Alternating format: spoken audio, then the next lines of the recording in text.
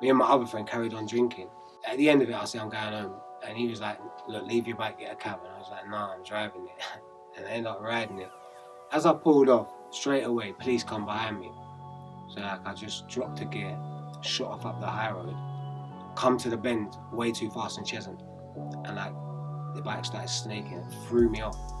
And that's where the arm took the impact. I went down into a 16-foot ditch. They come to me and they're like, Chris, look, this has got sepsis. We can't do nothing. They wheeled me down to the operating theatre.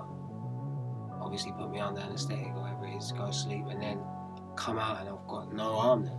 I was clinically depressed. I wasn't this depressed where I wouldn't talk to anyone.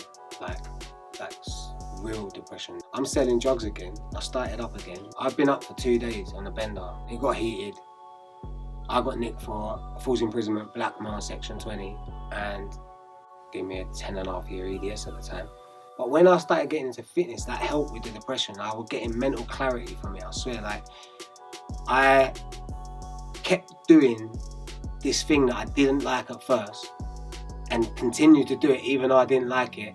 And what I was building was like not only self-confidence in myself because I'm keeping my promises and commitments, but I built this discipline like that I'd probably never had in my whole life. They say sometimes your biggest gift comes disguised as your worst nightmare, and I definitely feel that like this has been a thing that has changed me, like in a way where now I'm in a position where I accept it, not only embrace it. Like I used to hate it. I wouldn't come out for 2 years for it. Now I'm been modelling for an agency to show that actually incredible. I love this person I've become, although it wasn't by choice. But now I'm in a position where I no longer care what others think, and the validation comes from within now. Can't choose? Why not have everything? Fresh dough, Italian tomato sauce, 100% mozzarella, and unlimited toppings. All fast fired for 180 seconds. You can hardly go wrong.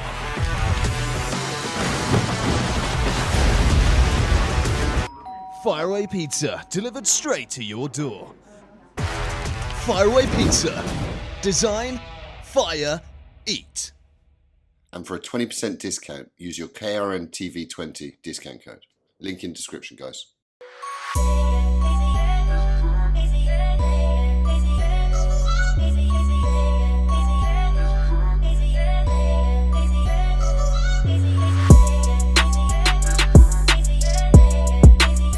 Yes, people, welcome back to KRNTV. Today, delighted to have another excellent guest on, someone who's got the most inspirational story. Today, delighted to have Chris Baker on. Chris, how you doing, brother? Yeah, I'm good, mate. How are you? Very well, thank you. So, thank you very much for the opportunity, for starters. You've got the most insane story, so like I say, I take my hat off to you for the stuff you're doing today after all the experiences you've been through. Yeah. But let's go back to the start of your journey, if possible, and talk a little bit about your childhood, family setting, school. Yeah. Where did you grow up, and talk to me a little bit about your family and school and how you got on? Yeah, so I was born in Edmonton. I grew up in Enfield. At first, it was like, from what I can remember, it was just me and my mum. We lived in like a high-rise block on the 6th floor, and it was just me and my mum. My dad weren't about; he was in prison, and things were alright. We lived in a council flat, but it was good. It was just me and my mum. I enjoyed school like every little kid. Wanted to play football all the time. And yeah, I was just a normal, boisterous boy, just getting on with life. So what really started happening, like, for me, my mum met someone, he was alright, I got on with him. It was just us three for a bit, like when I was about 5 or something. Then my dad started calling, and he was in prison saying he's going to be coming out, and I didn't know he was in prison at the time. So like my mum's partner kind of faded away, and this guy come out, and it was like I didn't even really know him. Like I was like, I think by that time I was 8, and like the ladies on my landing, there was a lady on my landing, and she was really nice. I used to get on with her and everything. We used to like go in her house, and it was quite like a little nice community thing. So he come about, and he was just different. I didn't know him, but he had this different appeal to him. Like he would pick me up in cars, like brand new BMs. At the time I didn't know they were stolen, but he's picking me up in these cars, and like it made me like gravitate, and you just start idolising it because he'd let you sit on his lap and drive a car. He had a mobile phone. My mum's behaving. My mum's just that normal, good lady. She loves me dearly, but he does all these things that just you're like, wow, it's like fascinating. So yeah, it was good, kind of as a kid. And then I think first thing I see was a lights in his car one time, and he's picked me up, and like the lights had gone green, and a person behind bibbed, and he jumped out and he just battered him like. And I was like, that was when I was first amazed. It was the first bit of violence I seen, and yeah, he beat him to a pulp, and like. What age is that? That's obviously imprinted in your brain now, Yeah, isn't it? I can never forget it. I was like, wow. I was about 7, 8. Yeah. And around those sort of times, like how were you doing at school and stuff like this? And like I said, what were your aspirations? Was it just standard sort of the football and all this? I suppose when people are 8 or 9, they don't really know what they want to do. I just played football. You just want to be a footballer, and like you're just out playing, like just climbing things or whatever. I had no real aspirations at them times. Like, But you weren't a bad kid or nothing like this, just a normal sort of high energy kid. Yeah, I was just kid, like play about, boisterous, not like not bad. Did you get spoiled being an only child by your mum and that? And Yeah, I can't. Every Christmas and birthdays, my mum had me, man. Like I was good, and I'm my only child. This is what happens to only children. They get spoiled, don't they? And even my nan, all my family on my mum's side, I had a tight relationship with, and I still do. And they've always spoiled me, like, and I can't lie. Like, yeah, I've been looked after good, but I didn't have a relationship with my dad's side. When he come out, he used to take me to meet my cousins and like my nan and that. But yeah, it was for a period of like 2 years. That was it, and then he just stopped coming about. So, really? Yeah. So was there anything that happened, or did he just one day just stop coming around? He just stopped coming, and I was asking my mum like, where is he? And I was always asking her, and like, I was getting annoyed, like, because I'd seen all these things that I idolised, I suppose, and then. Just you started loving your dad and stuff like this. You had him around for a couple of years and all this sort of fantasy stuff and obviously exciting stuff. And we built up this like rapport, I suppose. He was doing things that my mum would never do, and like, yeah. So what happened? Did he get a family? Had you met a bird or something with a family, or did he go back to prison or something? Well, my mum sat me down and she said, "Look, you're gonna have to." I was watching Fresh Prince of Bel-Air, yeah, and I'll never forget it because I love Fresh Prince. I used to love it as well. Same age. And I was sitting there watching it, and like, she's like, "No, you got to watch the news." I'm like, "The news, man." I'm like 10 years old this time. I'm like, "I ain't watching the news." Like, and she going, "No, Chris, you got to put." And she put it on, and I was like, when you get like, and then I'm watching it, and then my dad is going to prison, and he got like 3 life sentences, and it was on the news, and then like that was it. I turned it over, put Fresh Prince on, and I didn't really deep it. Like I didn't think about it and get into reality then. But what happened after that was the neighbours started changing. Now this nice lady at the end of my landing is chasing me, calling me the M-word, and fucking hell. Yeah. It must be fucking horrific for a 9, 10-year-old kid. Do you know what I mean? It was confusing. Like, why are you rejecting me? I feel like. I think then I kind of understood what's happened when I was about 11, 12. This has been going on. It's a crazy thing, obviously, for your mum to show you, but it's better to probably get out of the way then, at that point there, and then there's no secrets. You're not going to get out and have someone else, so at least you did it on her terms rather than have someone. But a crazy thing to see your fucking dad on the news going to jail for fucking decades. 100%, and like I've obviously thought about that many times, and I feel like my mum did the right thing. She didn't want to keep secrets, and I believe like she done what she thought was best at that time, and I stand by that. It was the best thing. Otherwise, I'd be asking her, where is he? And like, at the end of the day, he's put her in that predicament, so the accountability falls on him, in my opinion. Do you know, like, and yeah, my mum's decision, I stand on that. No, it's much better. Like, my son's 9 years old. I had certain conversations with him last week actually, because someone said to me that you need to have these so then he knows that there's no secrets and other people don't do it on their terms, and you can actually tell him about yourself. Do you know what I mean? Yeah. And it's a difficult thing to do, but sometimes it's the best thing to do. 100%. And so like I said, your dad had come back into your life at like 8 years old, and then 10 years old, obviously he's not around for a little bit. Then your mum's shown you the news. Obviously, I'm guessing once the court case had come around and it was on the news as such. Yeah. And obviously you said it wasn't didn't have like a massive effect, it felt like at the time, but then it must have sunk in and there must be like sadness, anger and all this sort of stuff over Yeah, time. and I feel like a lot of shame. And I feel like that built up in me. And I went out in the streets, and like once I started, I was angry. He'd been telling me police are bully boys when he's about, and I'm thinking that they've just bullied him. And I didn't like to be told what to do because my mum, she told me to do that. And then I kind of like, I don't know if it was a defense mechanism. Every time someone told me what to do, I'm like, well, that one hurt last time, so I'm not really on that. And you try going into secondary school and all that and not listening to no one or thinking that being told, like, it was a recipe for disaster. Of course, but your dad had sort of the criminal anti-authoritarian mindset of no one can't tell him nothing, and most people in...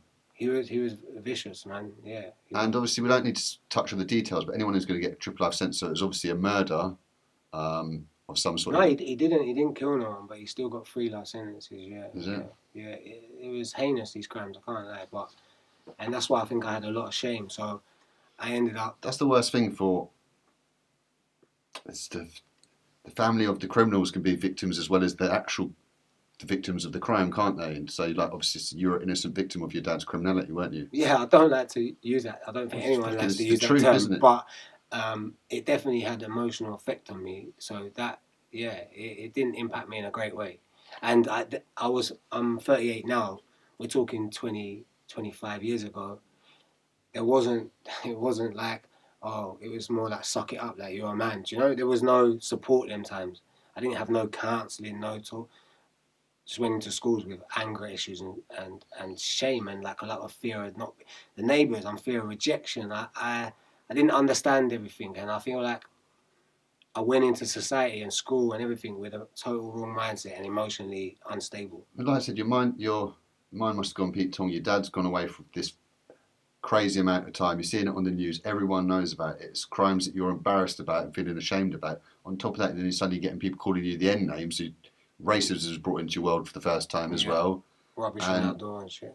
And your mind must have just literally gone fucking sideways at that point. And this is starting secondary school sort of time. So I bet it must have screwed up everything for you. I didn't last long I went Enfield Chase first school. I got chucked out kind of thing. So, I got chucked out. And then I went to another school in Hoddesdon. I didn't last long there.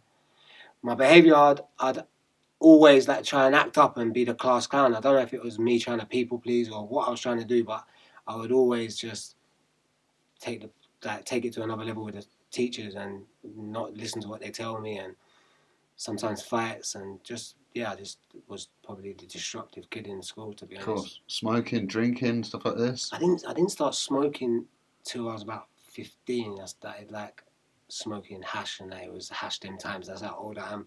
I was the same. Fucking it was madness. Yeah, I was showing my age with that one. Getting some weed was like it was all about hash them times. Like you just horrible hash as well. Yeah, horrible, man. I don't do no drugs now, but at the time, yeah, that's what it started with. Then weed, and then obviously drinking, selling weed, and yeah, it just starts spiraling because I went into like I said to you, I went into the streets and I had this anger, and my mum's condemning that, like, behave, like, that's not what you... And the streets are saying, yo, come here, man, like... That embraces the anger. Come here, man, you're with us. Yeah. And even, I remember one time, the older guy was like, he badded up the lady that used to chase me and, like, showed her, like, you can't fucking... And from then on, I was in with them because that lady couldn't touch me no more. And you loved that at that time? Yeah, of course. It's like you embrace it, and then... Before I was into a cycle of... what about, did you finish your school at all, secondary school? No, I got chucked out the last year of my school. So you never got no GCSEs or nothing? No. And at that point there, was it sort of, like I said, in the streets, obviously drugs, selling drugs and fucking about, crimes? Well, by robberies. That time, we'd moved to, like, where my nan lives in Cheshunt, and my granddad was trying to get me into, like, painting and building and that with him, so it was kind of like work with him, then do your stuff after. So I was working, but did it half take you away from the shit for that little period of time, or not far enough? No, not really. Not far enough, and not at that time. Yeah, not at all. I would still go. I was in Cheshunt, but I was still hanging around with the same people from that Enfield, and it was just causing havoc in Cheshunt. But I did work consistently for a bit, but then I started falling off with that because you're making more money doing the dodgy stuff than you can make going to paint or whatever. Getting up at 7 in the morning to go paint, and it's fucking after a while it don't work. Yeah, and you don't like it because you don't feel like you're chasing this money, but also you're chasing this stature, ain't you? Like you're doing it because you feel like you want to become someone that actually you're not becoming anything, but you think you are. And I was just end up powering off the work and just going into just full time. Fully relate and like, fully at it. Unfortunately, I did the same. And what about a first arrest or something like this? When was your first arrest? Did you get arrested during school times or anything? Yeah, I got arrested when I was about 14 for an assault. I had a fight with one of my friends, and we had a fight with some older guys. I think it was like an ABH, but we got arrested and then it all got dropped. So that was the first time I was in a cell, I remember, and then they didn't charge us, so I was quite lucky. And then I got arrested at 15. And then I got found guilty for that. And what was that for? That was for a burglary. And obviously during these times, I'm sure your mum was obviously massively against you about in street stuff like this, but obviously teenage boys are uncontrollable, especially without the male figure in order to do it. Your male figures are in the street, older boys teaching you how to do the wrong things, I'm sure. Yeah, no. My mum had a partner from about 13, but like I didn't ever. I probably pushed him away, if anything. 13-year-old boy is quite hard to get into a 13-year-old boy's life at that age. Yeah, and I wasn't really receptive to him, shall we say? Yeah. So, like I said, obviously for a couple of years you did do a little bit of the work stuff like this when you first between sort of 15 and 18 and stuff like this. Yeah. And then it was just full time in the streets, and I'm sure stuff got more and more serious. Yes. Yeah, it did, and like I was involved with a lot of fighting at 18. But it was through stages. I would do a bit of work, and I would do like dodgy stuff, but the work it wasn't like often, to be honest.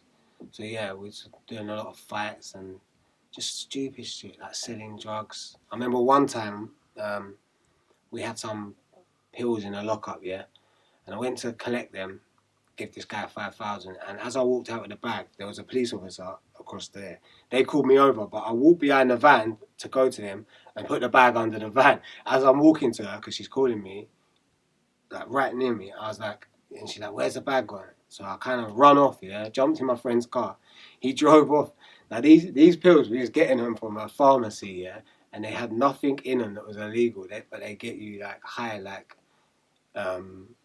real pills. Yeah. So fucking have a good little hustle at that. No, and they were really cheap. So what we did, this sounds crazy, but we went to Edmonton police station. We said, look, someone's just tried to rob us for our pills, dressed as police officers. They must have thought we was the world's dumbest criminals. They come down, swarmed us, took us into their cells, arrested us.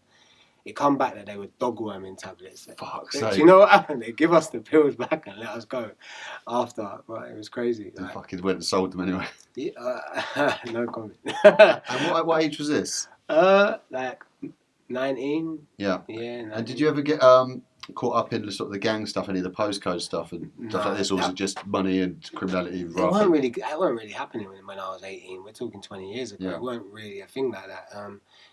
I was just involved in like a lot of robbing dealers and running in people's houses that are dealers and taking drugs off them, and just literally I just took Cheshunt as like an area that I've moved to that I have no respect for, and I'll do. So you thought it was soft coming from obviously where you come from and stuff like this? We just set people up with bring drugs and then just set them up and take them, and a lot of just stupid shit, to be honest. Like and I was always involved in like bikes. I had a passion for bikes and motorbikes, crossers. I always had a crosser or a motorbike. That was like always a biker. Yeah, like I used to. What were you like? You wrecked some bikes? Were you one of these ones that raced up and down the road, like wheeling? Probably like endos, no helmets on, just with shorts and no leather. No, not that bad. But I would be like, I like to go and ride a crosser over the field and go and do jumps and just we'd always have bikes. You're that guy. Yeah, that had bikes.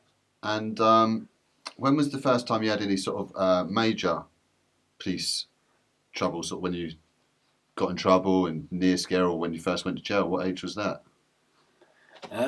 First time I went to jail, I was 20, and it was for nothing, 6 weeks. But on the sweatbox, like you're getting on that bus and then you start unknown. What was it for? Just It was breach of an order. I refused to do community service. They put you in prison for 6 weeks. yeah. So obviously you weren't overly scared of going to prison then if you weren't turning up to community service. Actually, I feel like once I was on that bus going in and the You gate fucking shut wish behind us, you wish you'd gone to community service. I felt the nerves, man. I'm not going to lie, because I think everyone must feel nerves, but obviously you didn't care enough prior to. But yeah, No, once you're on there, you're you shitting yourself like anyone. If but anyone there's no consequence of thinking when I was that age. Like I didn't think, I didn't see the thing until it happens. It's just like I'm not going. I can't be asked. But when you're on that bus, you feel that, oh, what am I going into it? Who am I going to see? Where'd you get taken? It was Woodhill at the time. Woodhill? Yeah, Woodhill. That's meant to be quite a serious journey, isn't it? Yeah, they had a YO wing. Yeah. Because I was only 20, so you go on a YO wing. Have friends in there and that? Straight away. So the reality was nowhere near as bad as sort of fear of it. And That's the problem. That's the problem, like I said. It was a quick, short sentence.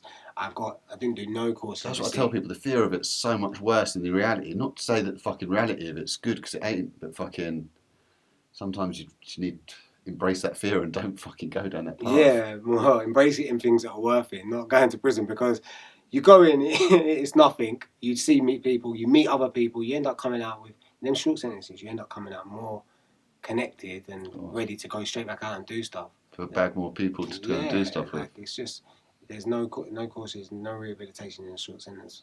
So unfortunately, obviously, it didn't put you off at all, and just probably put you even more into that path, having been around all these other sort of naughty young men who are doing worse than you. Knowing that that's the worst they've got, you come out and you're like, well... You've seen it now, you've seen the worst. Well, that's the worst you've got for me. Like, it don't really sink in, I don't think. So you come out and that from there, 20 years old, and was there any sort of any attempt to do any legit work or anything like that at that period when you come out there, or was it just the criminality, or did the criminality get worse or anything like this? Were you more robbing dealers rather than selling drugs yourself? When I come out, I straight away went and picked up that day, and started trying to build back my line. Like, I had all my numbers, and that was it. I just jumped straight back on it that day. Hard stuff or garden or? No, just a bit of sniff I was getting rid of at Party the time. stuff. Yeah, I didn't ever do major, but I would do like a good ticket line, build a good one. Nothing never serious, because I don't know. I never really wanted to get into the big bits. I felt like you can earn good if you get a big ticket line. 100%, I've seen it, yeah. Yeah, so that was what I did. So the day you got out, you've got and picked up a load of food and you're straight back to it at like 20 years old. And 20, I got out, yeah, I turned 21 in actually. Yeah. I was straight back at it. But I was on a ban, so I ended up buying a... And this was just shot in Cheshire. Cheshunt, yeah. Cheshunt, sorry, yeah. rather than... And obviously you've got all the links in Enfield and all this sort of stuff, then come and move the work in. Yeah. And they're right close. They're really close. I don't know if you know them, but they're close to each other. So. Did you have a good run at all? Build up a good line and that? And well, I did for a bit, and then... Were you using yourself and that? And like party yourself? Occasionally. Very rarely. I think I tried it a few times. Not like it wasn't... Smoking lots of weed or anything? Weed smoker? Yeah, sometimes. Depends, like... Not so much. Again, not all the time. Not a habitual everyday user or nothing like this? Nah, I have been in stages like that, but I wasn't then. And what were you into at that point now? Were you into your fitness and stuff like this? You training a lot? What was you into? Just money and... And girls, money, obviously. girls, so, yeah. Yeah, like, that was all it was. And going out and partying, I suppose. And just wasting money. That's all it was about for me. Like, I didn't have no purpose, no mission. Day to day and just like for instant gratification and obviously these... 100%. Yeah. And so, like I said, you come out 21 years old, shot in tickets and that, and have a good run and that, like with it, make it obviously a bit of money, stay out of trouble for a given period of time, or quite a long period of time. Everything was good, but I'd just party and enjoy myself, and then like live life. Like just living day to day, not putting nothing away, not really getting anywhere in never life. Thinking about the future. Treading water. Yeah, and like I ended up buying a bike to get around because I was on a ban. So I was just shooting around on this R6 that I bought. Were you quite low key with the shotting, obviously, and stuff like this then? So you weren't getting looked at or anything like this? Every day Nah, not at that stage. Before that, I used to always, when I was driving about, I'd always be getting pulled over, dragged out the car, and saying they smell weed. Like this would happen 3-4 times a day before I went to prison, all the time. But So the police had you in their head as a problem character. definitely in Hertfordshire, yeah. And in Hertfordshire, obviously, there's a lot less crime, I'm sure, than Enfield, even though it's quite close, is it? And so it's easier to stand out, and if you do the wrong things, to get a bit of a name around there, was it? But the police will obviously happen to you quite quickly. For sure, because I was always getting arrested for stupid shit. Stuff that sometimes I ain't even done. Yeah. Do you know, like, I've been convicted for crimes I ain't done just because of my previous. Of course. And so you got yourself the R6, like I said, while you're on a ban, get yourself a bike, crazy bike. Yeah.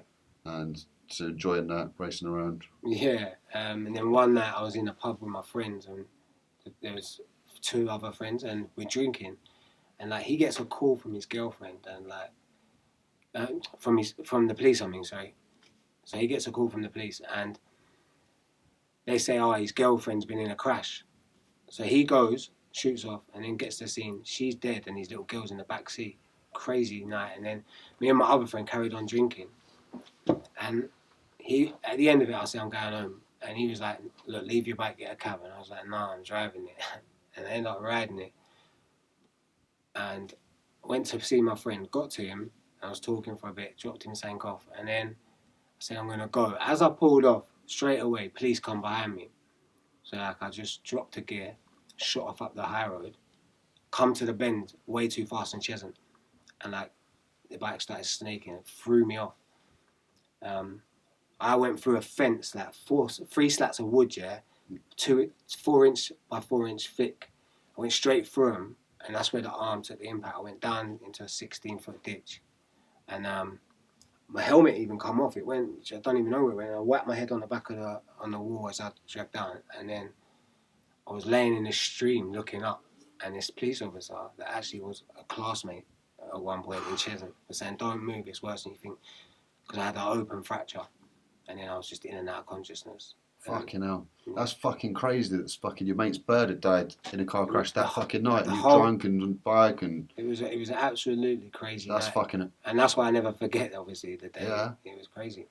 And fucking hell, that's madness. And obviously it must just be so shocking. It just must be flashes that you could remember from it. Yeah, I was remembering bits, because as I was laying in the stream, I kept thinking that was blood coming, but it was a stream, and I'm looking up, and as I was going in and out, after I see him, then I remember the fireman lifting me up. They had like 2 ladders each side, and they were lifting me in a stretcher. As I got to the top, all I remember is the police officer saying to me, "I need his blood, he may have been drinking," right? And like, I'm nearly dead. I've got a open fracture, punctured both lungs. And you're still conscious, like I said, at this point? In and out of consciousness, because I punctured both lungs and I couldn't breathe, and I was like, it felt like I wasn't breathing, and all he was going on about is getting my blood, and I was going like, "Fuck off," sort of thing, yeah. And he took it, and like they was fighting for my life. Like I said, I punctured both lungs, shattered my scapula, broke my pelvis, broke vertebrae in my back, pulled the nerves out of here for this arm, done nerve damage in my leg, and like had a massive head injury. And this guy wants my blood. Like they're saying, "Don't even know if I'm going to survive." They took me to Chase Farm. They wanted to airlift me to Royal Free, but it was too critical. So I come out of an induced, I put into an induced coma. I come out 2 weeks later. Fucking hell. I had all my friends and family there, and I just went like, "Billy, can you get me a drink?" Because obviously I had pipes in my mouth, and everyone's crying because they got gathered round to see if. Did you make it? If I was going to be brain damaged. So it was like, we're going to bring him out of the coma, but because of the head injury, we don't know the damage of his brain. So, and then. Yeah, obviously when I went, "Give me a drink," they was all relieved. Fucking hell, what a miracle then that you've actually fucking survived it all then. Yeah, and so, you know, at the point where you've been in this coma for 2 weeks, have they done operations on you during that time and stuff like this? Yeah. Like, did you still have your arm at that point there, and it was like you had to make a decision yourself, or had they taken your arm off, or had it come off during the crash? Like, no, so what happened was I woke up, it was there. They'd been working on it, like they'd done like a 12-hour operation. It was in pins and everything, but mate, it stunk like rotten flesh, bro. It was just like Dead. Dead. It was dead, man. It was. I didn't feel nothing. It was there. It's just. Do you know when you woke up after 2 weeks in the coma? Did you know you'd been in like coma for 2 weeks? What is it? Did it feel like you just woke up? Well, yeah. Everyone just told me. I just felt like I woke up. And you know, like when you first woke up, because you know the initial moment when you first wake up, and then you must have flashed back to the fucking motorbike crash and be like, oh my god, like what? Honestly, the first thing I done was like, "Can you get me a drink, Billy?" And then That was it. And then you take it in your and flashback, and then. And then I feel like because I was on so much drugs, so much morphine, I was like higher. Do you know what I mean? So took the edge off big time. I massively, but I feel like I did desensitize. I felt like I wasn't. Do you know? I just wasn't there. It wasn't me in that moment. For a while I laid in that bed, I was just like, it wasn't me. I was just taking myself away from it in a weird way. I can't explain. Like, it was just mentally like I wasn't part of this crash for a bit. Do you know? Like, I just took myself away. Especially when you're on those drugs and stuff like this as well. It was crazy. And then, like, what happened then in terms of like, did you have to make decisions for them to take your arm then at the thing? And obviously, you were obviously not in the right mindset. But obviously just made decisions still, did you? Or did they tell you that there's nothing we can do to save your arm? Well, I think they left me about a week with this thing laying there. Bearing in mind, I'm on the bed. My legs are swollen up like balloons. I'm really skinny. I've lost loads of weight, but my legs are like balloons. I'm laying on this bed, can't move. I'm having to do everything from there. They're like, look. That must have been a fucking horrific week then, isn't it? For a time, I was like that. That took a while. I don't know what it was, but the legs just swelled up, and I was laying there. And you couldn't move, obviously, this arm there. Couldn't move that. I could only move this arm. Yeah. And I was just laying on the bed, and obviously I wasn't eating. I was having to force like nutrients and all that in me. Because I wouldn't eat.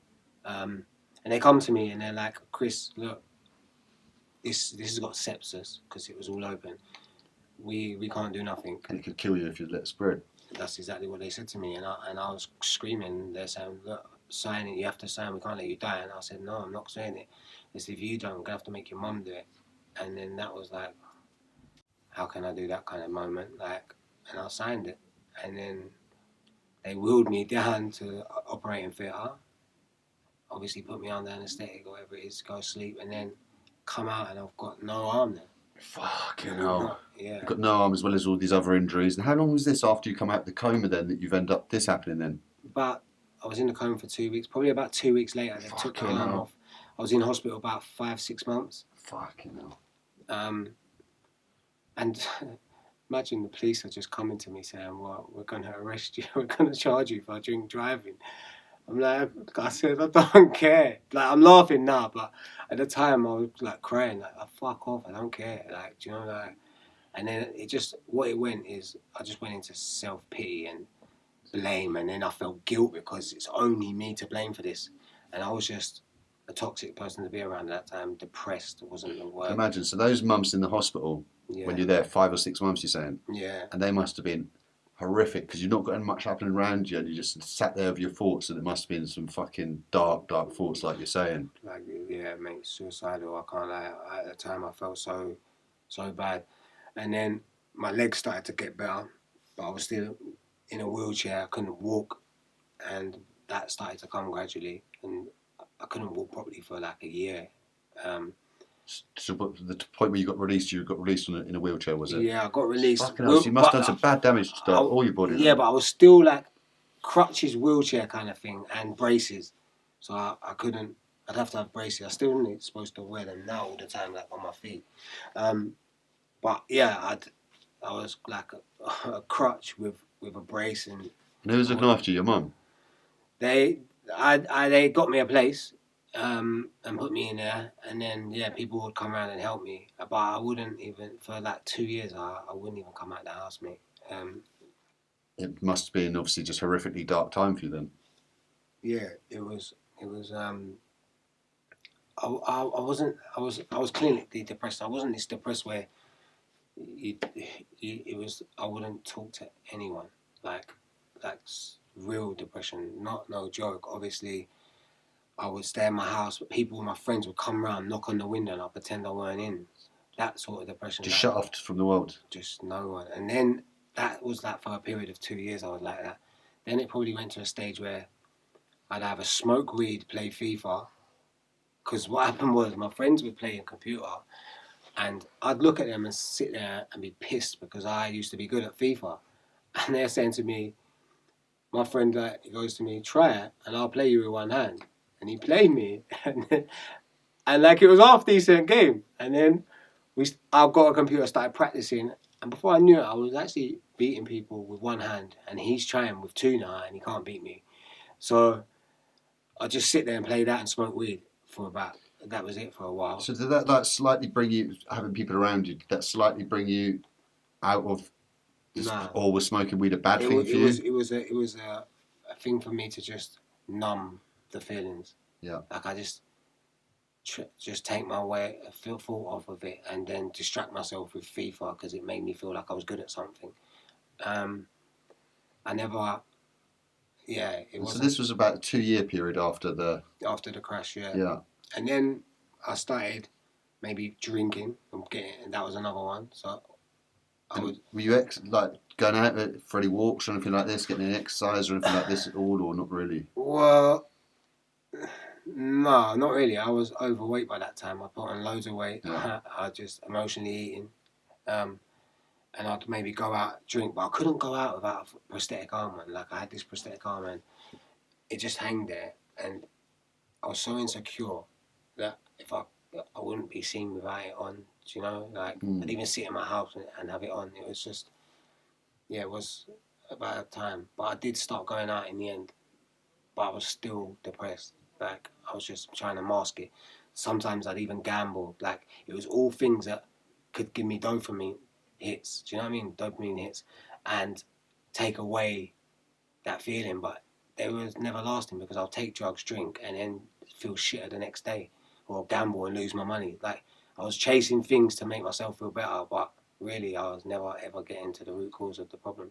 Of course. And then did you end up falling back into sort of the criminality sort of ways and stuff then, obviously, after a given period of time, and fall back into, obviously I'm sure you weren't robbing drug dealers at this time then, was obviously selling drugs. Well, I was in the middle of a council estate where my cousin grew up from years, and I knew everyone on that estate. So eventually I met a girl, and like she kind of said to me, like, what are you gonna do? You have to like get on something. So I just started getting back into it, and yeah, we did start robbing people, but this time now it's hard for me because I'm selling drugs again. I started up again, not massive, obviously just tickets and that, but what happened is I'm extremely vulnerable now, like, and I'm aware of that. Like, I'm at a disadvantage because you can tell from where I was before, the people now, it wasn't the same. Like, I just felt like people were trying to take the piss a bit.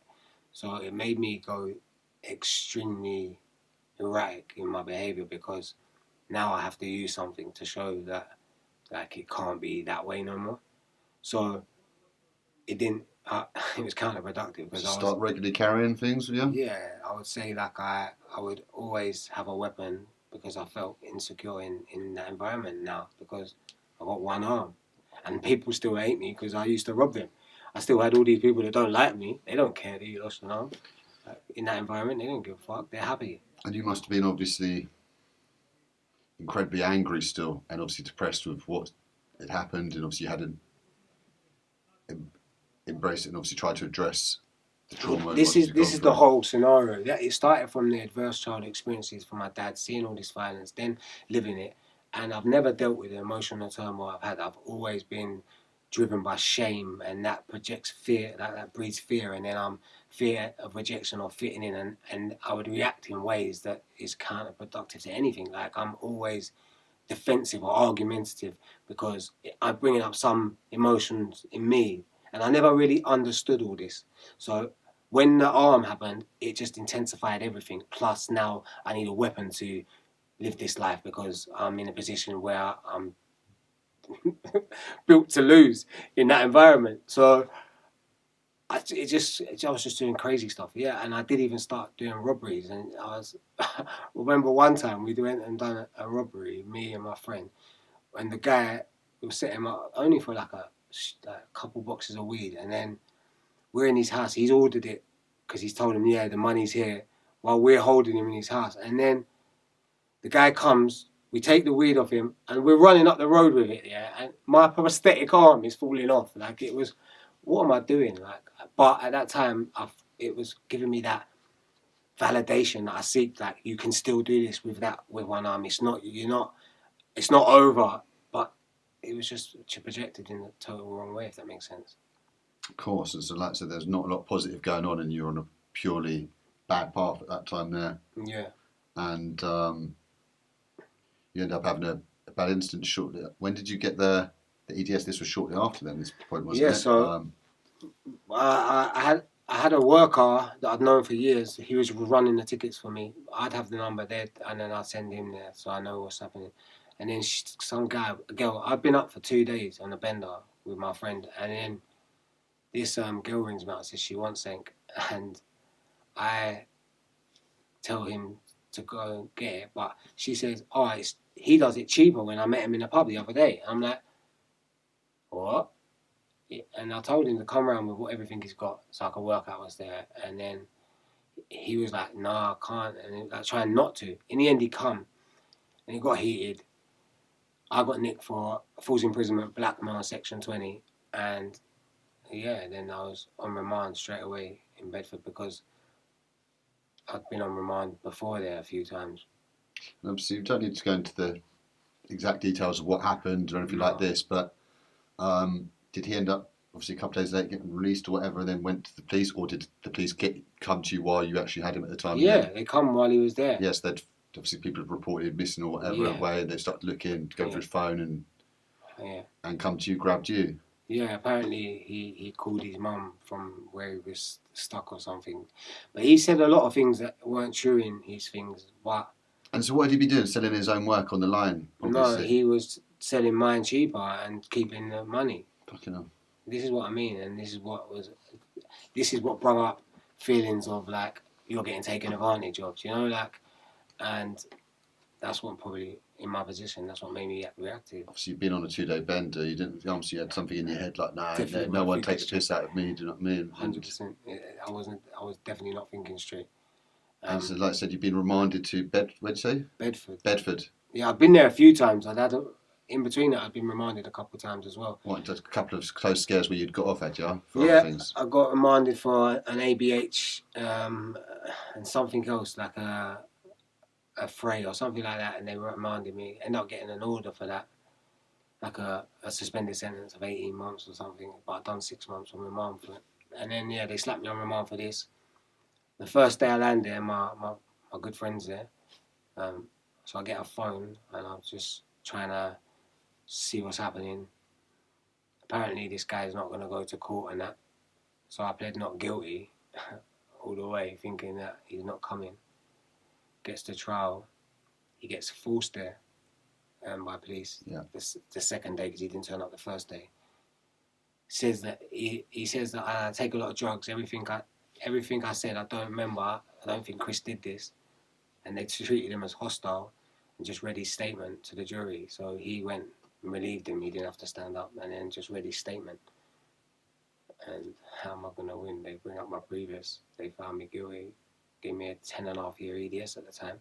So for people who don't know, what is EDS? It's an extended determinate sentence. It was brung in for the IPP to replace it because. Yeah, so when IPP got scrapped, which is. Yeah. So basically that gives you a release date, but they can hold you the whole 10.5 years. But if you get a parole 2/3 in. But I did appeal that because in his summing up, he said something like, "Oh, you'll serve 5 years, 3 months." But when I got to prison, they're saying you got to serve 7. So on the appeal grounds, they reduced that for 2 years because of his summing up. And obviously, when you got that sentence, it must have been a fucking horrific time for you going through that trial and being found guilty and then the sentencing and that. What I noticed is I'm projecting all this anger and guilt and all this negativity. I'm going at it, and every time I'm saying them same things like life is shit, my arm, this, that, all this pity, all I'm attracting is more turmoil. Like it was all more like pain or suffering. Get to prison, I'm in the same situation I was on road with the same emotions, same feelings, but now confined to a cell for the next 5.5 years or whatever it was going to be. So nothing changed, and even then my behaviour was terrible in prison. Like from the barrister, he was saying to me, "Oh, the judge thinks you're like the most dangerous person in the country with one arm because you haven't learnt because of your disability. But I'm in the prison now, acting up, getting in trouble. I'm in the block for fighting, and I'll get a 42-day good order, and I'm sitting there out the window, and I'm looking like. So you're still on madness in jail and fucking I'm like, about. what is this like? Living there, like I'm still depressed, still sad, still can't accept. And how old are you at this point? About 24, 25 years old, or I got sentenced at 29. 29. So this was So this was only fucking 8 years ago, or something like this, or 9 years ago. Fucking hell. I went to prison about 29. Yeah. And got out 35. And so, like you said, 36. Initially, obviously, you got a sentence, and the first few months, maybe you were in a fucking bad way and you weren't fixing anything. There must have been a point then where something's happened, a changing point in the prison sentence or after it. Start doing courses, start learning, start meeting people. Yeah, what happened? They sent me from Bedford, shipped me out to Peterborough. That's where, then Peterborough ended up shipping me to Loudon Grange. Now, that's where it changes because that's a proper jail. Like, it's a long-termers. Everyone in there's got a lot of lifers. It's totally different to a local remand. And at first I didn't engage. Then after my appeal and it got reduced to 8.5 years, I said, like, I met some guy and he's like, Chris, where's your oasis? And this is like you know about oasis, it's like your score of what your risk is and how you can work to get it down. I didn't even know what it is. He showed me and it was high or very high. And he said, like, you're going to have to start doing work because otherwise you're never going to get DCAT and all this. And that time there, I only had 2 years before I could be in DCAT. That time there, I only had 1.5 years before I could be in DCAT. So I just applied to do the Resolve, got that. Then they reduced my category to C, went to the Mount. And then I was just trying to work. My goal was just trying to get DCAT, trying to get out as quick as possible. So you know you were on a positive path as such, even if it was just to get out of jail. But you're doing courses. You met someone. You got a little bit of a light when you got a couple of years off the sentence, and then suddenly people, look, let's get out, like try and work out ways. And so at least you're thinking of rather than on a. Well, once I'd done Resolve, it didn't cure me. I didn't think, but it made me understand my faults, and so I had this focus of. My target, even in Resolve, is to get to DCAT. And I started reading PSIs and that, and I really started understanding how the system works and that fact that actually having a disability, you're entitled to a bit more and you can lean on them a bit more, and there's more rules they need to do for you. So I got to CCAT, done 7 months in there, and just stayed enhanced, got a good job, disability rep. Using your brain? Just working through the system, man, instead of fighting it. And got to DCAT, and that was where, like, it's the promised land, isn't it? Like, that's where everyone wants to go. And which DCAT were you in? I was in Ford. Yeah. And that's when I met a guy called Sam, and he changed the trajectory of my life because he'd been to Harvard, and the way he thought made me feel dumb. Like, he just saw things in a way I've never ever looked at the life. Oh, I'm sure if he's been to Harvard, it'd make most people feel dumb around him. No, he's a very intelligent guy, but he obviously he was in prison, so he made mistakes, but probably the most intelligent guy I've ever met. He changed the way I thought, helped me. I showed him that I'd written a book. He said, you need to do more. Got me into reading. Really, like, encouraged me to better myself and showed me that and gave me hope that actually you can achieve all these things. And actually, Chris, you have such a different life and a way to turn that into a positive. You didn't die that day. This is the things that you say. You didn't die that day for a reason. You're here to make sense of it. And just hearing them words, I feel like it was amazing for me. And I've had so many mentors since then. I still have them now that are wonderful. But he was the first one that changed me. Like, I got focused. He even said about this charity, Cursor, who was doing a talk in the prison. And I went to see it. And the lady was really nice, a CEO, yeah. And I wrote to them and said, can I work at the prison?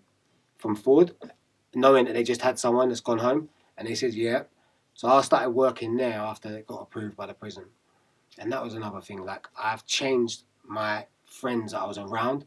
I've been around, like, now I'm at a charity where it's all positive. They're trying to make you hit your goals. And everything was I was just more focused. And then... Just real quick, pause it. Massive shout out to Sam then. For for instilling all that positive stuff. Like I said, you had lots of positive people, mentors and stuff like this in your life since. But it's that first one that turns you from negative to positive is the most profound out of anything, isn't it? And it's the way he done it. It's like, I would never listen to anyone but him, because I knew he was so clever, and it just made me see things from a way like was dumb. Like I said, there's so many fucking idiots in the prison system, but when you've got someone who's clearly fucking highly educated, you've got no choice but to listen to him, otherwise more for yourself. And thank Andrew, God you did. And Andrew was there. He used to help me with my book as well. Shout out to Andrew. Andrew's such a man and proper gentleman. Andrew Pritchard, AP Foundation, he used to help me as well in Ford, writing my book and give me advice, because he'd written a book called Urban Smuggler. So yeah, he used to help me as well. But yeah, Sam was really probably the one I was close to at the time. Well, like I said, you need people like this in order to change your path and your mindset, and obviously they did change yours. And so, like you said, even before you got out, you were obviously applying to try and come back in and do work and trying to work with charities. So your mindset must have gone like the full 360 at that point there to like, 100%. then you look at positive things in life, look at what you could do and look at how you help and what you could do for yourself then. Yeah, and I got into fitness. Like, I was around other people, my other friends like Dario and there's loads like Charlie, and they was always getting on to me about and it's training. Ford and this and they was always getting on to me like, you've been in jail 3 years and you're just still overweight then? It's like you're fat, bro. Like getting on to me in a way where it's like you need that boy friend like banter to say like, come on man, fix up wheel training when you've got time. And I just started running. Like, well, first of all, I started walking. I couldn't even walk, couldn't even run. I was that fat. I was like 108 kg. And that's without an arm. and I just started walking around. Then I started running. And before I know it, I was doing like a K. Then I ended up doing 5Ks. And I just stripped. But it took me like 3 to 6 months. But I would write it down on my calendar. And at that time, I'd read a book and it was called The Secret. And I love The Secret. It's a great book, but it says just envision yourself with abs. But obviously you need to put the work in, otherwise it don't happen. But it got me thinking, and that was the first book that started my self-help book, and I've read many since, but that was probably the first one. And yeah, so I started running. Then once I lost the weight, I started getting into a bit of training. And this must have done wonders for your mindset at the same time. Obviously the fitness is great and getting healthy is great, looking great, but obviously your brain must be working a lot better, obviously, throughout this process as well. I can't explain to you like what fitness did for me. Like, so I was still depressed at that time, even though I was in prison before I started fitness. But when I started getting into fitness, that helped with the depression. I was getting mental clarity from it. I swear, like I kept doing this thing that I didn't like at first, and continued to do it even though I didn't like it.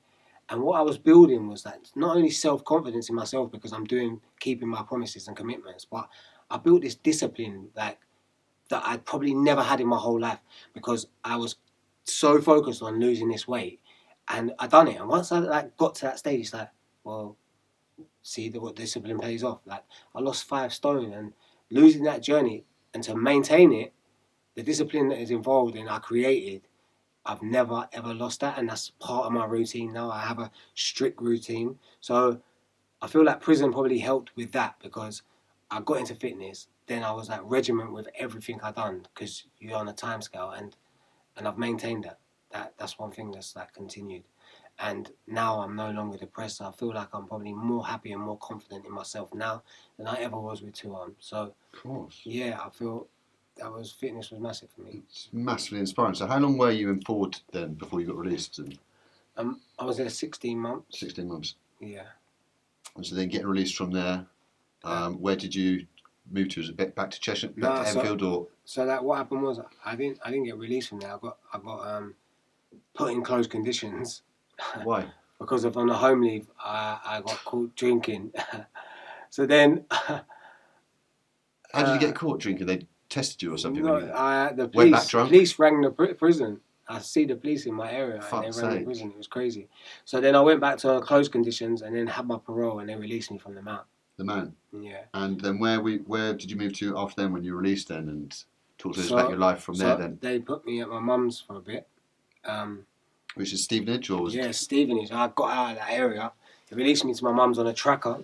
And so how old were you at this point there? Was this when you were 34 years old then? Yeah. 33, 34, 35? No, I got released 35, yeah. 35, yeah. Yeah, 35. But the thing is that what had happened is I got released, but I changed everything. Now I had a purpose. Were you in this shape then when you got released? Were you in as good a shape as what you're in today? Yeah, I was in good shape then when I got released. Thinking positively, or 100%. I stayed focused. I was reading books still. Still in touch with Sam? Yeah, still in touch with Sam. I was meditating every morning. I'd worked on my triggers and traumas and the things that happened in childhood. I'd now processed and now knew why I get this intense feeling. So, for example, like anyone that knows me, when I would lose, I was the worst loser. So I'd get so defensive, so angry, and like I'd want to fight you over losing. Like I don't know, it was bringing up these emotions. And what I noticed is that shame or that feeling, and I was putting my validation on that win. So every time I lose, it was bringing up this shame, and then I try to be like, oh, we play again, or be horrible, or whatever it was, tear you down. Like, and I've worked on all these, and I'm still, obviously, it's still a process, but I'm in a position where now I control my emotions, and like I know why things trigger me, and being in that position, consciously aware of it, is why I can control it now. So I'd worked on all that fitness, and then I got released.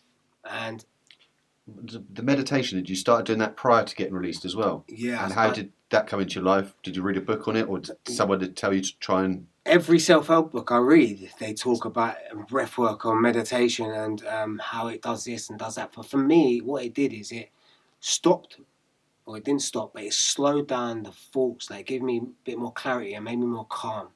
So just doing that for half an hour, working on your breath.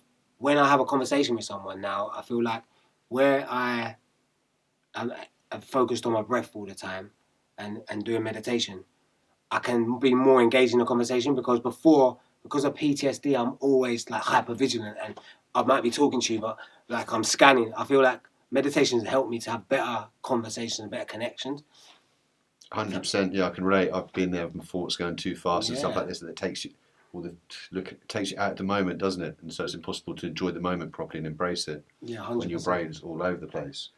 And obviously, you said the exercise and forward started with you walking and then running and stuff like this, but then obviously, did you start doing weights and stuff like that in there? And like, who helped you and taught you? Did you like think, or was it just all natural the way you picked it up and stuff like this? My friend Dario and Stav, they taught me. Like, I was so naive, yeah. I didn't know nothing about carbs, nothing about no macros. I knew nothing. I didn't understand carbs, fats, and proteins and all that. And I would just eat what tastes good.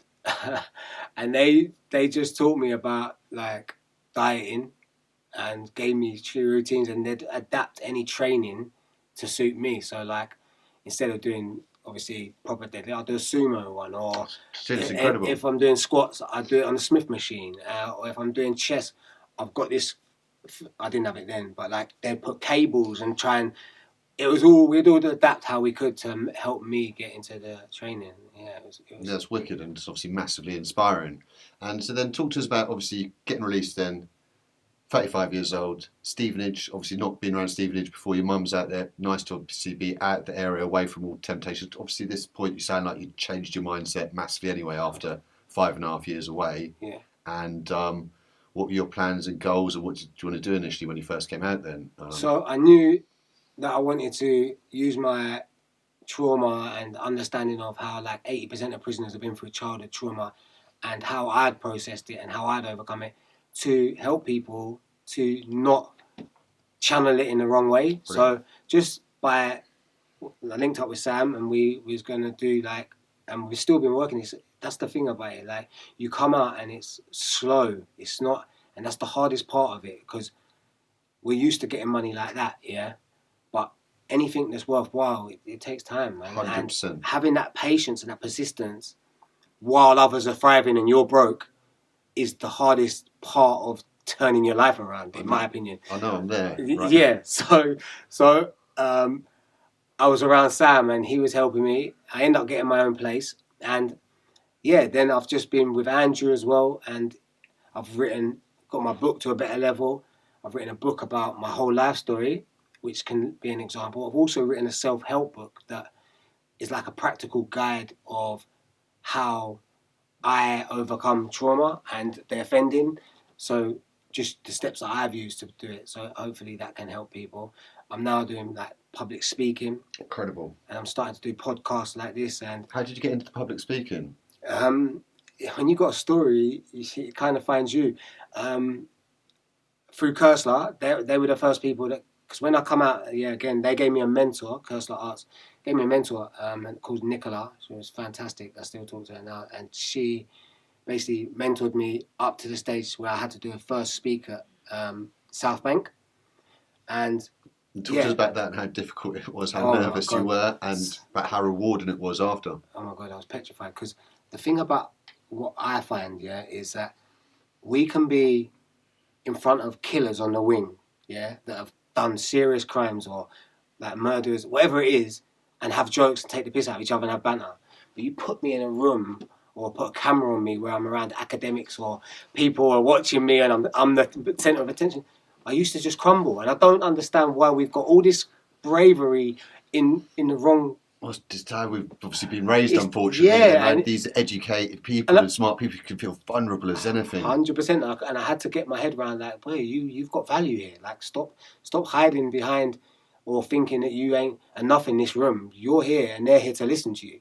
And that's what they were teaching me, giving me training, doing improv classes, and then then we went and I done this talk, and it went really well. And now I've done a few. I've got another one after. It must have been obviously one of the most rewarding things in the world. I was petrified, but after, everyone's coming up to me, like asking me questions, like and it was just like it validated that belief that I had to change. And I think it's because I've done so much bad. You think good people don't want to have you around, but that's not the case. Yeah, of course. I see you put up a Instagram post in your story. It's like today or yesterday, and it was a little saying, but it's more about that kind of imposter syndrome where you feel like you're not really in the right place, and you've got to embrace it, haven't you? Yeah, 100%, because it's about just understanding your value. I think a lot of people get it, especially when you're public speaking. You feel like that people are going to judge you, or you might get rejected, and you're standing there. I think that's the thing, it's the fear of rejection. 100%, especially when you're coming from this lifestyle, though, and you're talking to people that don't understand that life. It's like, oh, they might judge, they might not. And you just have to get out that they're here to listen to you, and you have value to bring to this audience. And that's how I tackle it. And something else, obviously, you said you had this prosthetic arm on before you went to jail, and obviously when you went in there. And at what point did you end up taking that off and obviously not feeling like you needed that anymore? I never wore it in jail at all, unless it was a visit, ever, from the start, as soon as I went in there, because it just hangs there. It's just for a thing. And why did you wear it on a visit then? I don't know, because people in the public I used to wear it in a visit. Yeah.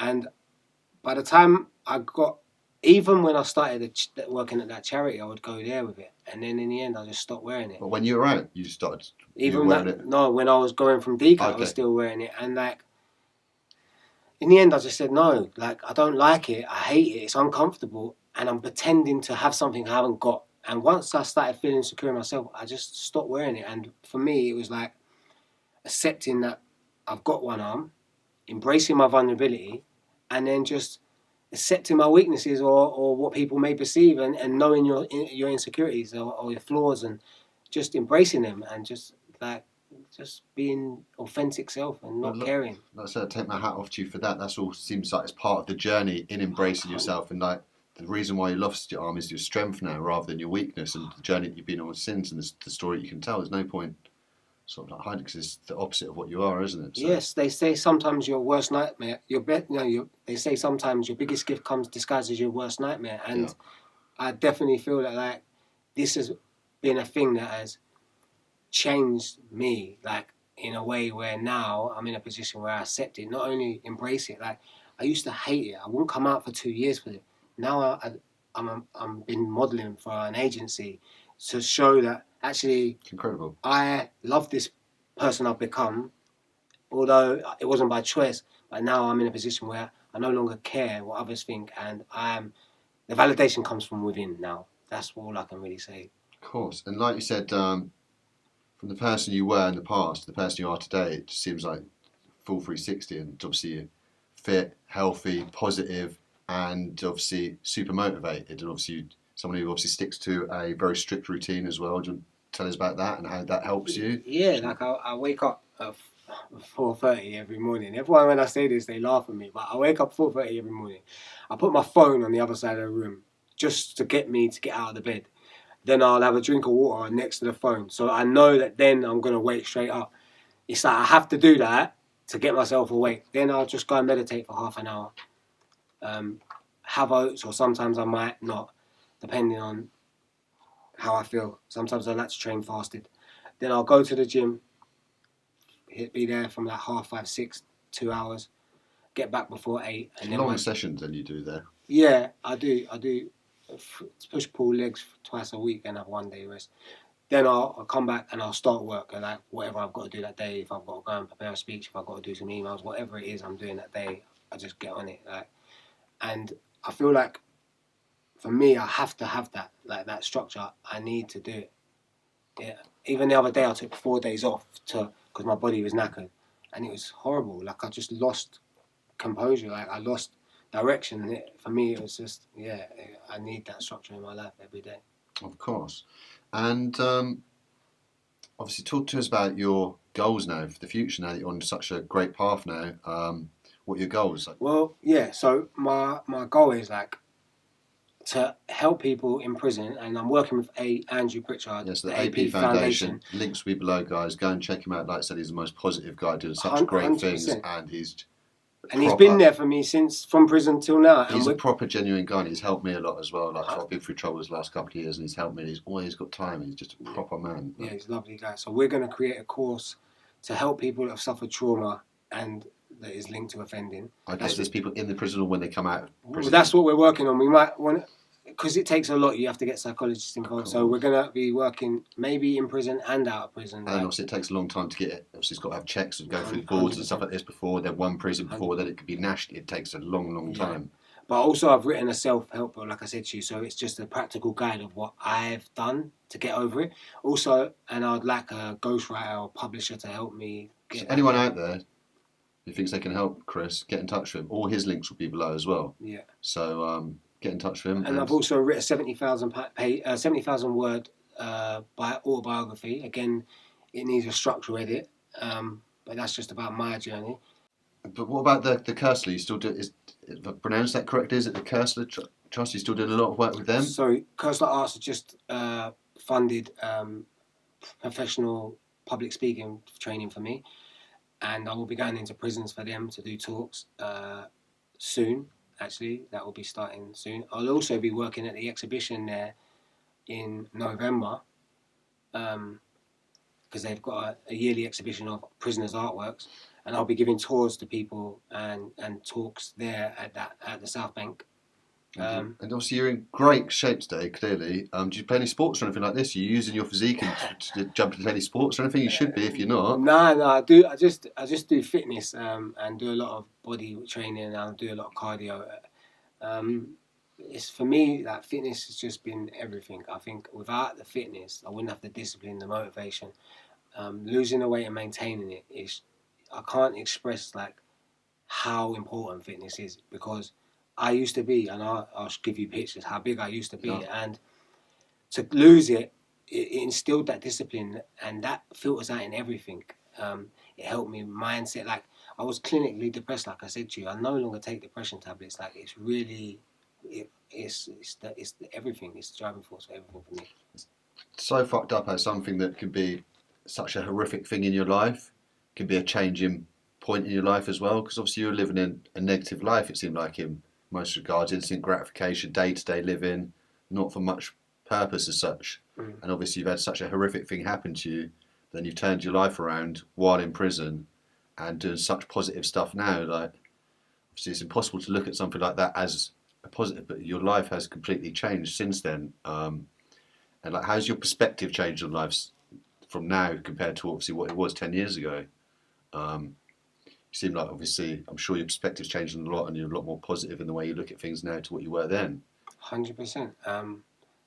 Like, I can't really explain the transformation, because people, like, if you was to know me before, you wouldn't be able to believe the person I've changed to, and that's all from just a lot of reflection, a lot of introspection, a lot of understanding what's causing these problems and how to cure it. Do you know, like, the healing process is ongoing. Like, but to get your emotions in control, get focused through fitness, have a purpose that's bigger than you, and I just try to tip the balance to help more people than I've done upset. Do you know, like, Of course. just want to change that narrative. It's incredible. That's all. And so, what advice would you give to anyone who's obviously been through something horrific in their life, faced a lot of adversity like what you did? Would it be similar to what you just said there, to try and get into fitness or try and do something to try and think better and then? I see a lot of youngsters I talk to now, they lack purpose. And if you say to them, define success to me, they say, like, it's always monetary. So it'll be like, I want to be this, I want to have this much money, I'm going to do this. And I feel like you need to just change that narrative a bit and maybe change the narrative of monetary, because yeah, everyone wants to be financially free, but when you come from a life that we do and then you say, all right, cool, I want to be free, and you come out, you haven't got the patience to have this monetary gain, so it always ends up down a slippery path. So maybe focus success in something different, and try to be intentional with who you hang around with, because without the right people, for me, I wouldn't have changed the trajectory of my life. So I would say that's important as well. But like, how do you define success is important, because if it's always monetary, you're going to be going into a negative path, you know, because it's the patience and persistence which I had to work on. Of course, not a pure path. And another thing, obviously, like I said, you're super motivated. How do you maintain that motivation and that drive? Is that through the meditation and the training and obviously? I feel like, yeah, fitness keeps me disciplined. Motivation, I feel like, has an expiry date. Like, I'll give you an example. Like, I can be motivated to go to the gym because there's a girl in there I like, yeah? But that girl turns up with her boyfriend, that motivation's gone. Like, motivation has an expiry date. But discipline is what you need, and that discipline, you have to just keep doing the things you don't like, and then discipline comes. Like, motivation for me just fades away sometimes. Like, I'm not always motivated, but I'm always disciplined. So, yeah, no, that's important. That's what it's about. So, like anyone, you must have days you wake up and can't be fun, but obviously you just go and do it regardless. Yeah, they're the days you have to go. And they're the most important days for your 100%. When it's easy, but when it's hard, that's when you have to do it.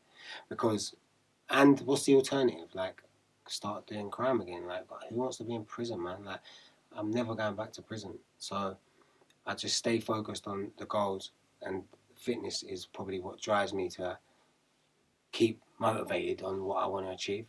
Indeed, like I said, it's absolutely incredible, inspiring story. And so, like I said, hopefully people can look out and see your books coming out in the next year or so. So hopefully there might be an autobiography and a self-help book coming out. Yeah, and we're going to be creating a course, like I said, but also I'm doing talks. I'm doing talks for Cursor, but also like I do talks on my journey or resilience and grit, using my experience to just hopefully motivate or inspire people to.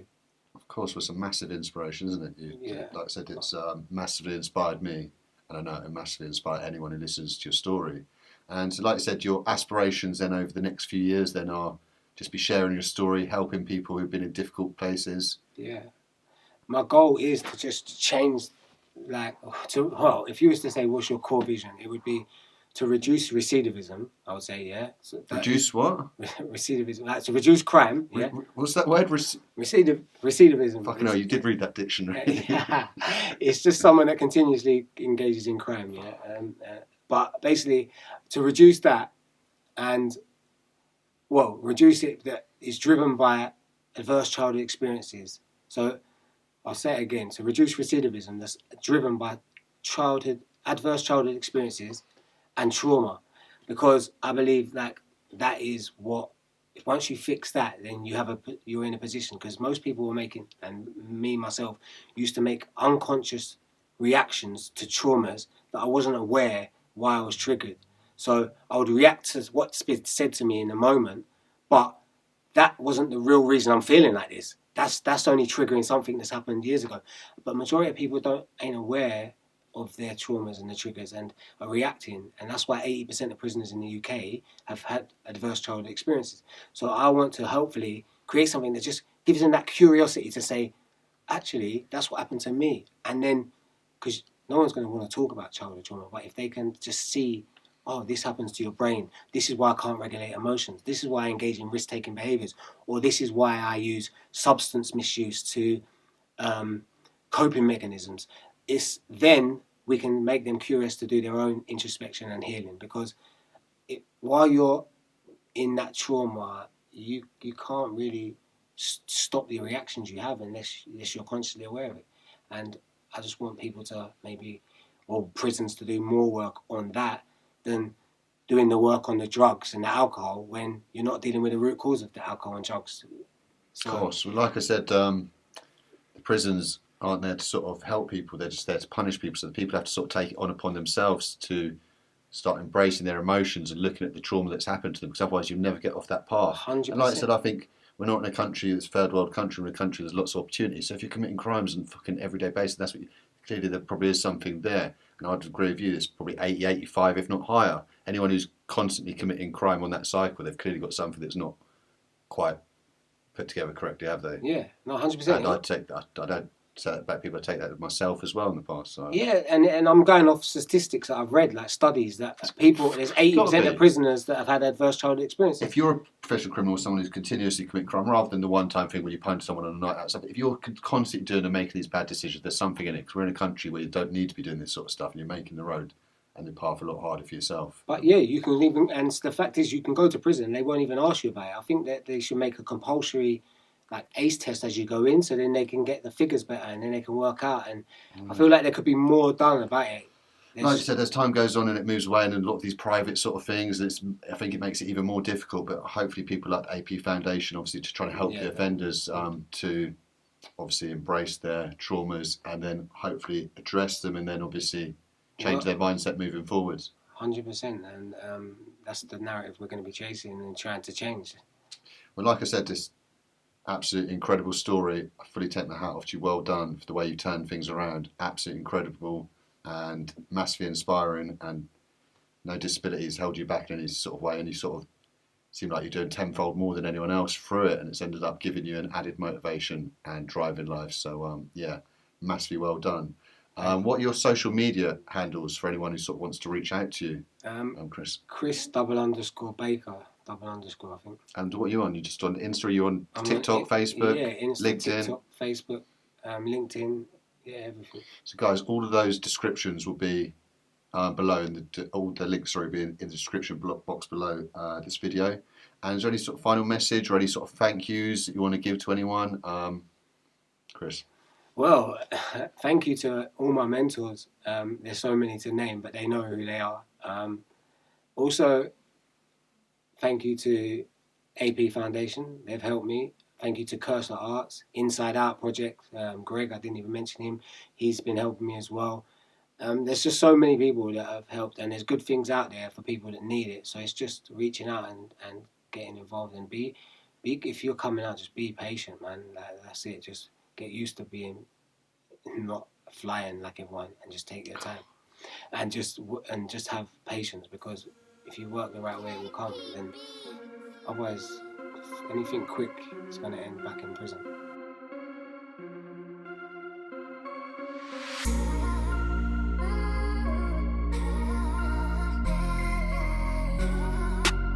Can't choose? Why not have everything? Fresh dough, Italian tomato sauce, 100% mozzarella and unlimited toppings? All fast fired from 180 seconds, you can hardly go wrong.